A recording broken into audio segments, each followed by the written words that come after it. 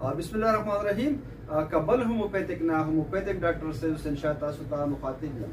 امید لرم چې روجي به په خیریت سره صحتونه به خی او په دواګانو کې میراث ساتي او څنګه خې برابرې د اختر روز شپې را نږدې دي.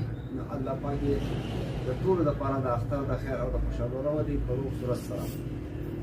نننه دغه چې د مطلب چې د معدې د السر په باره کې نننه خبره مونږ کوو چې د معدې السر چې دی د هغې سره درد محسوسېږي مریضانو ته او د درد سره سره خې چې کوم ځای راځي او په پاخانه کې مطلب په غټو بولو کې وینه هم د هغې سره د تلو امکاني.